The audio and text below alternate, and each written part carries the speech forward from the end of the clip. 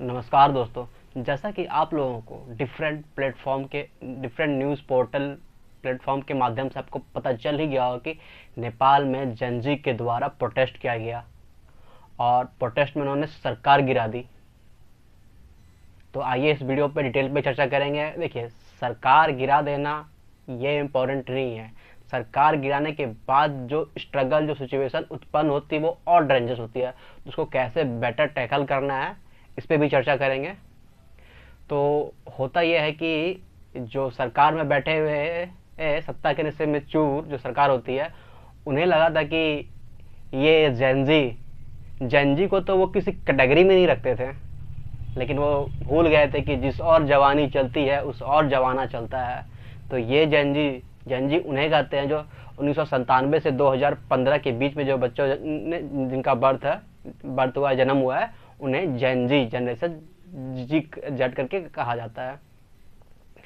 तो किन्हीं को ये अंदाज नहीं था कि ये जनरेशन के लोग इतने बड़े काम कर जाएंगे। तो होता यह है कि नेपाल में वहाँ के लोग करप्शन 2008 में जो वहाँ पे मोनार्की ख़त्म होकर डेमोक्रेसी आई थी, 17 साल में 13 बार वहाँ पे सरकार गिर जाती है। और वही 3 प्रचंड केपी ओली दहल, इसी में मैजिकल चेयर खेला जाता है आपस में। तो इन्हीं में सरकार घूमती रहती थी। और यहाँ पे करप्शन, यहाँ का नेपाली जो है, यहाँ का करप्शन से ये इतने ज़्यादा परेशान थे हैं। ये करप्शन के अगेंस्ट इनकी लड़ाई थी। तो करप्शन के अगेंस्ट इनकी लड़ाई थी। करप्शन, बेरोजगारी, नेपोटिज्म, इनके अगेंस्ट। तो होता यह है कि ये पिछले कई महीनों से ये प्रोटेस्ट चल रहा था। तो वहाँ के जो जनरेशन जनजी है, वो न्यूज़ पोर्टल के माध्यम से मतलब सोशल मीडिया पे अपनी करप्शन का आवाज़ उठा रही थी। तो नेपाल की जो सरकार है वो नहीं चाहते थे कि उनका ये बात लोगों तक पहुँचे। उन्होंने एक्ट ला के सोशल मीडिया को बैन कर दिया। पहले सोशल मीडिया को बोला गया था कि आप नेपाल में रजिस्टर करो सोशल मीडिया में, आपका Facebook, WhatsApp, Twitter, Instagram, YouTube, ऐसे 26 सोशल मीडिया के प्लेटफॉर्म को बैन कर दिया गया। उनके पीछे मेन एम यही था, ये रजिस्टर करना है तो एक बहाना था। मेन एम था कि भाई ये प्रोटेस्ट जो बच्चों का आवाज़ है करप्शन का, उनके करप्शन का बाहर ना आ पाए। तो ये जब बैन होता है तो ये और भी ना एक मतलब आग में घी का काम करती है। तो इससे और लोग भड़क जाते हैं। और वो लोग जो जेनजी जनरेशन है, उन्होंने सोशल मीडिया पे खुल कर डाला कि भाई जो नेपाल के अमीर, नेपाल के पॉलिटिशियन के बच्चे वो विदेश में, फॉरेन में महंगी महंगी गाड़ियों में घूमते हैं, महंगे महंगे होटल जाते हैं, महंगे महंगे कपड़े पहनते हैं, लुइस विटॉन की, जारा की, गुच्ची, रोलेक्स घड़ी, सफारी, महंगे महंगे होटल में जाते हैं। और एक आम नेपाली बच्चा जो है वो उनके पास काम नहीं होता है, खाने को रोटी नहीं है, पहनने को कपड़ा नहीं, अच्छी जॉब नहीं, अच्छी उसके पास एजुकेशन नहीं मिल पाती है, हेल्थ इंफ्रास्ट्रक्चर नेपाल का एकदम डैमेज है। लेकिन वहाँ के पॉलिटिशियन, नेपो किड्स के बच्चे महंगे महंगे घरों में रहते हैं, महंगे महंगे गाड़ियों में घूमते हैं, महंगे महंगे कपड़े पहनते हैं। इनका भी प्लेटफॉर्म पे, सोशल मीडिया पे प्लेटफॉर्म पे उन्होंने डाला हुआ था। तो उन्हीं का पिक उठा के इन्होंने एक आम नेपाली का और एक पॉलिटिशियन नेपो किड्स के, नेपो बेबी के बच्चे का कंपेयर करके लोगों को सामने रखा। तो जब 4 सितंबर को सोशल मीडिया ये बैन किया जाता है, तो ये आग में और घी का काम करती है। पूरा जो वेस्टर्न मीडिया है या इंडिया का मीडिया, ये ऐसा पोर्ट्रेट कर रहे थे कि ये जनरेशन जी है कि ये सोशल मीडिया के इतने एडिक्टेड हो गए कि सरकार जब बैन करती थी ये प्रोटेस्ट करने लगे। नहीं, ये प्रोटेस्ट का मेन कारण नहीं था। प्रोटेस्ट के पीछे का मेन कारण था करप्शन। मैं करप्शन पे भी बात करूँगा, करप्शन, नेपोटिज्म। और नेपाल में भाई एक कम्युनिटी में ऐसा क्या टैलेंट है कि वो बाकी कम्युनिटी को पीछे कर दे रही है। पीएम, आपका जो एम्बेसडर किसी कंट्री का हो या टॉप पोस्ट पे, एक ही कम्युनिटी के बच्चे वहाँ पे रहते थे। तो ये लोगों को भी खटक रहा था। उनका तो करप्शन के, अनएम्प्लॉयमेंट के पीछे उनका पिछले कई महीने से प्रदर्शन चल रहा था। ये थोड़ी ना कि सोशल मीडिया तुम बैन कर रहे हो उसके वजह से प्रोटेस्ट था। देखो, सोशल मीडिया एक वन ऑफ द रीजन था, but not only the reason. कि देखो नेपाल के लोगों के बीच में सोशल मीडिया एक बहुत मायने रखती है, क्योंकि नेपाल के जीडीपी में ना, नेपाल का जितना जीडीपी है उसमें 33% कंट्रीब्यूशन फॉरेन रेमिटेंसेस का है। और फॉरेन जो फॉरेन में रहते हैं, जैसे नेपाल के ही बच्चे, ऐसे आप लोगों को न्यूज मिलता है कि नेपाल के बच्चे रशिया यूक्रेन वॉर में लड़ रहे हैं, वहाँ पे जॉब नहीं है, वहाँ पे जॉब नहीं है, तो नेपाल के बच्चे रशिया यूक्रेन में आके लड़ते हैं, इंडिया में आके काम करते हैं, फॉरेन में जाते हैं, तो वो जो रेमिटेंसेस भेजते हैं ना, वो नेपाल के जीडीपी का 33% है वो। और जो बच्चे फॉरेन में रहते हैं, डायरेक्ट कॉल बहुत महंगी होती है, तो लोग व्हाट्सअप के माध्यम से वीडियो कॉल पे बात करते हैं। अब तुम वो बैन कर दो तो लोग कम्युनिकेशन कैसे कर पाएंगे? तो नेपाल के लोगों के बीच में जिनके बच्चे बाहर रहते हैं, सोशल मीडिया एक इम्पॉर्टेंट टूल है एक दूसरे से कनेक्ट करने का, तो सरकार ने वही बैन कर दिया। तो ये आग में घी का काम करता है। तो और फिर जो उनके एक जो कॉमन नेपाली को वो कुछ भी फैसिलिटी नहीं मिलता है। एक जो जनरेशन जी का कहना था कि भाई कमाते हम लोग हैं, फॉरेन रेमिटेंसेस हम लोग भेजते हैं, और हमारे कम टैक्स एक कॉमन नेपाली पे करता है, और उस नेपाली के पैसे के खून पसीने की कमाई पे ये पॉलिटिशियन के बच्चे ऐश कर रहे हैं। एक कॉमन नेपाली के पास पहनने को कपड़े नहीं है, लेकिन एक पॉलिटिशियन नेपो किड्स का बच्चा महंगे महंगे Louis Vuitton, Zara, Armani, Gucci इनके कपड़े पहनते हैं। एक कॉमन नेपाली, जो कॉमन नेपाली है वो टू व्हीलर अफोर्ड नहीं कर पाता है, एक नेपो किड्स के बच्चे मर्सिडीज ऑडीज में घूमते हैं। तब इन्होंने ये कंपेरिजन रखा है दोनों का, एक कॉमन नेपाली का, एक नेपो किड्स के बच्चे का। तो ये तेजी से ये लोग इस मूवमेंट से आगे जुड़े।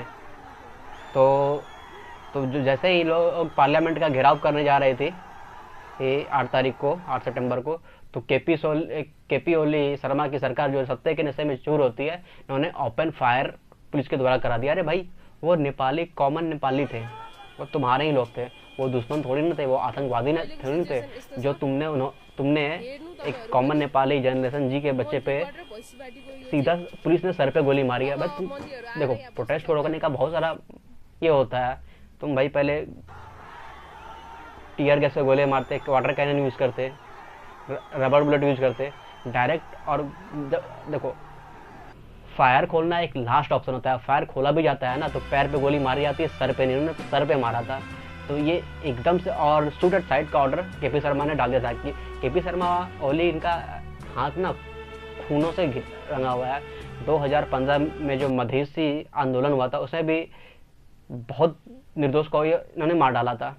तो जैसे ही फायर खोलती है जनरेशन जी के बच्चे पे, तो उसमें उसी दिन 19 बच्चों की मौत हो जाती है। टोटल कैजुअलिटी 51 लोगों की होती है। इसके अगला दिन कर्फ्यू लगा देती है केपी शर्मा ओली। तो फिर लेकिन अगला दिन होता क्या है, इससे और लोग जुड़ जाते हैं और एक भयंकर प्रोटेस्ट होता है।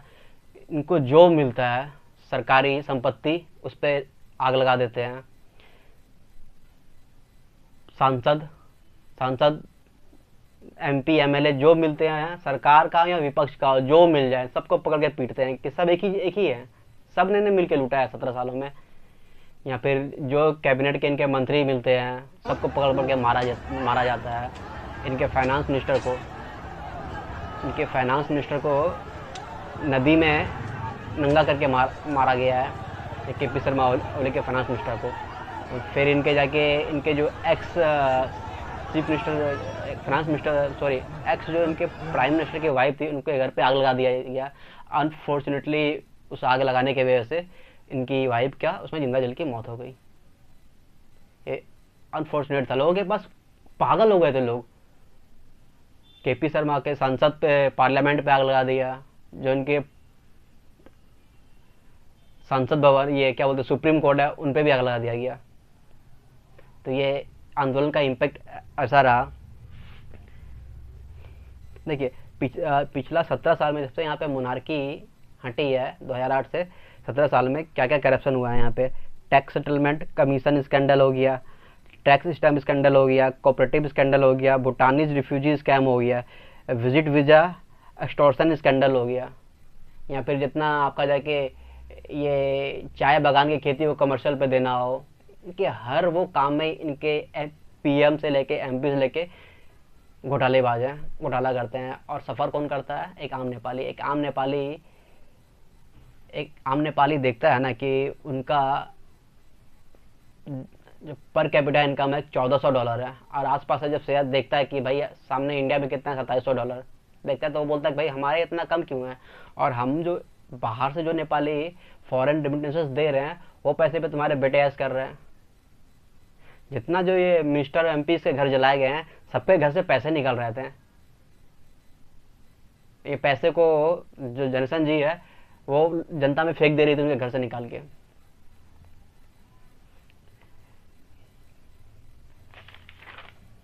देखिए, ये जो नेपाल के जनरेशन जी है, इनके कुछ मुख्य मांगे थी।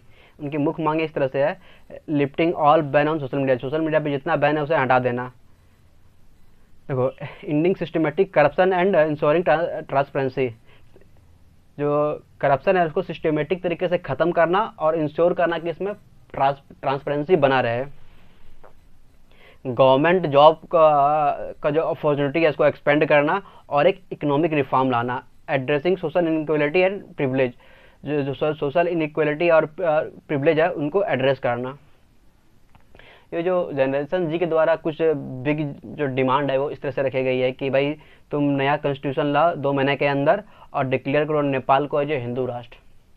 उसके बाद उनका दूसरी मांग है कि डायरेक्ट इलेक्शन एग्जीक्यूटिव।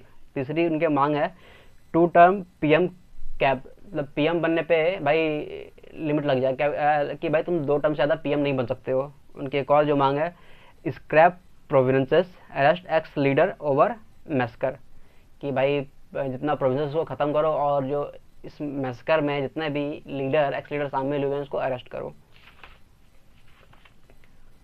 और देखो, इनका जो नेपाल में 17 सालों में 13 सरकार यहाँ पे बनी है, सरकार बनती है गिरती है, तो यहाँ पे गवर्नमेंट वो क्या पॉलिसी लाएगी। भाई पॉलिसी गवर्नमेंट चलाने के लिए गवर्नमेंट को 5 साल चलना ज़रूरी है। तो ये लोग जो रिफॉर्म लाना चाह रहे हैं कि सबसे पहले तो कि देखो, ये मोनार्की भी देख चुकी है, डेमोक्रेसी भी देख चुकी है, तो इनको जो सिस्टम अडॉप्ट करना चाहिए, इनको अडॉप्ट करना चाहिए। आपका देखिए, जो इंग्लैंड का यूके का कॉन्स्टिट्यूशनल मोनार्की है ना, वो कि भाई हेड ऑफ द स्टेट जो राजा रहे, बाकी उसके अंदर प्राइम मिनिस्टर रहे। तो वैसे ही इनके पास यही एक सॉल्यूशन है कि भाई देखो, राजा को भी कंप्लीट पावर देना बेवकूफ़ी है, पीएम को तो तुमने पावर दे के देख लिया, वो भी बेवकूफ़ी है। तो भाई पावर का डिवीजन हो, क्योंकि जब पीएम अगर करप्शन करे ना तो इस पर एक सेकेंड मेट एक राजा जो है उनका रहे, और राजा अगर किंग रहेगा ना तो एक इंडिपेंडेंट रहेगा। वो इतना उनके पास ये रहेगा कि वो पीएम को भी भ्रष्टाचार पे उनके गिरबान में झांक के पकड़ सकता है, हाथ डाल के पकड़ सकता है।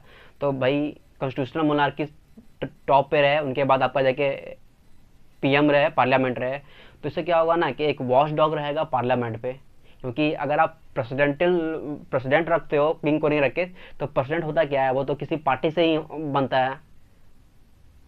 तो ये प्रॉब्लम होता है कि भाई वो पॉलिटिशियन पे, पीएम पे, एमपी, एमएलए, मिनिस्टर पे वो इंडिपेंडेंटली काम नहीं कर सकता है। तो आप क्या करो, आप सबसे ऊपर किंग को रखो। हाँ, तो ये कि देखो, 2 टर्म का कैप लॉक होना बहुत ज़रूरी है। जो भी भाई एमपी, एमएलए, मिनिस्टर बने या सीएम, पीएम बने, उस पर भाई 2 साल का कैप लगना ज़रूरी है।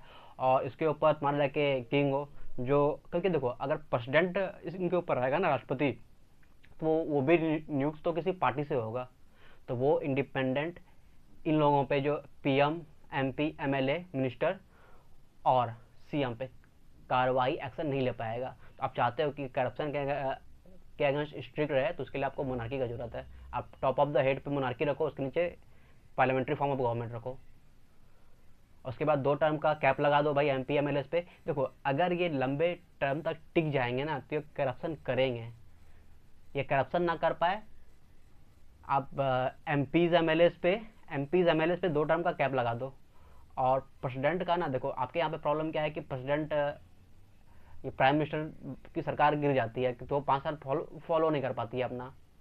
तो आप पीएम का है ना, जो एमपी एमएलए उसको जनता चुनेगी, और जो जनता है ना, वो जो चुने हुए जो हैं वो लोग अपना पीएम चुनेंगे। और ये जो पीएम होगा, यहाँ पे एक दूसरा तरीके से आप ये कर सकते हो कि भाई जो पीएम होगा, आपका प्राइम मिनिस्टर होगा, वो पार्टी पहले अनाउंस करेगी और वो उन पे वोटिंग होगा। और दूसरा, एमपीज हो, एमएलए हो, चीफ मिनिस्टर हो या पीएम कैंडिडेट हो, जितने भी कैंडिडेट हो, इलेक्शन से पहले इनके बीच में डिबेट, पब्लिक डिबेट होना जरूरी है। तो आप लोगों को क्या होगा कि पता चल पाया कि भाई ये बंदे के पास विजन क्या है, इनका प्लान क्या है, इनके पास क्या प्लान है, क्या विजन है, इनके पास क्या ऑप्शंस है करने को। तो ये सब सारी चीज़ आपके सामने रहेगा, कुछ ट्रांसपेरेंसी आएगी। 2 टर्म से ज़्यादा कभी मत देना।